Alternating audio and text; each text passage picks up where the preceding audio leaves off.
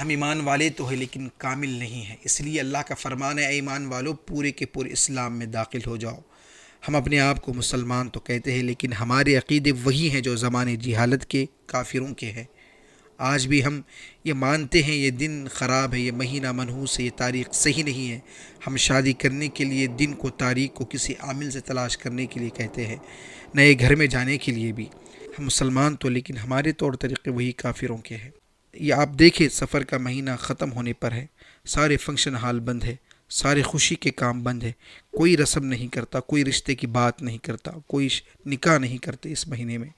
سفر کے مہینے کو لوگ منحوس سمجھتے ہیں، یہ مہینے میں کوئی نیا کاروبار بھی شروع نہیں کرتے، لیکن میرے آقا کا فرمان ہے کہ سفر کا مہینہ کامیابی کا مہینہ ہے۔ میں آپ سب کو یہ بتا دوں کہ کوئی دن مہینہ تاریخ منحوس نہیں ہوتی، بلکہ ہمارے اعمال کی وجہ سے ہم خود منحوس ہوتے ہیں۔ اگر ہم برے اعمال کریں گے تو ہم خود اپنے آپ کے لیے منحوس ہوں گے، کوئی دوسرے کے لیے منحوس نہیں ہوتا، کوئی دن نہیں ہوتا۔ سفر کے مہینے میں اسلام کو بہت ساری کامیابی ملی ہے۔ اگر کسی کو سفر کے مہینے میں کوئی اولاد ہو تو کیا اس مہینے کی وجہ سے اولاد کو پھینک دیں گے؟ ہرگز نہیں پھینکیں گے۔ اگر دولت میں اضافہ ہو تو کیا اس مہینے کی مناسبت سے اس دولت کو پھینک دیں گے؟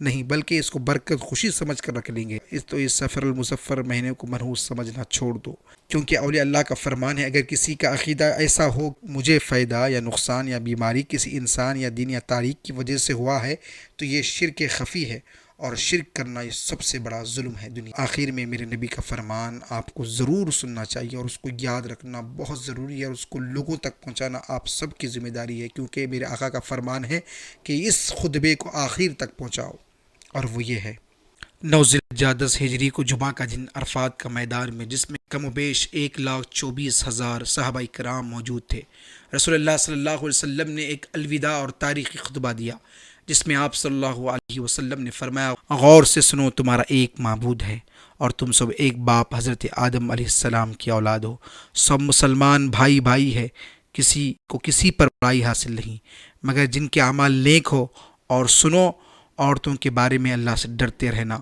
تم دونوں کا ایک دوسرے پر حق ہے، تمہارا خون تمہارا مال ایک دوسرے پر حرام ہے، دیکھو میرے بعد گمراہ نہ ہو جانا کہ ایک دوسرے کو قتل کرنے لگو، میرے بعد تمہارے لیے خدائے تعالیٰ کی کتاب اور میری پیروی سیدھا راستہ ہے، اگر اس پر مضبوطی سے قائم رہو گے تو تم کبھی گمراہ نہیں ہوگے۔ پھر آپ صلی اللہ علیہ وسلم نے فرمایا لوگو کیا میں نے تم کو اپنے رب کا پیغام پورا پہنچا دیا؟ لوگوں نے عرض کیا بے شک آپ صلی اللہ علیہ وسلم نے پورا پیغام پہنچا دیا۔ آپ صلی اللہ علیہ وسلم نے شہادت کی انگلی آسمان کی طرف اٹھائی اور 3 مرتبہ فرمایا اے اللہ تو گواہ رہنا۔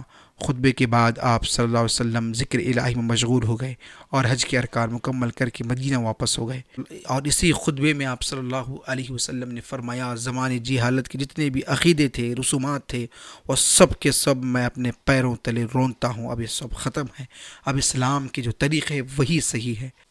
اگر ویڈیو اچھا لگا تو ضرور شیئر کریں، فالو بھی کریں۔ اللہ حافظ۔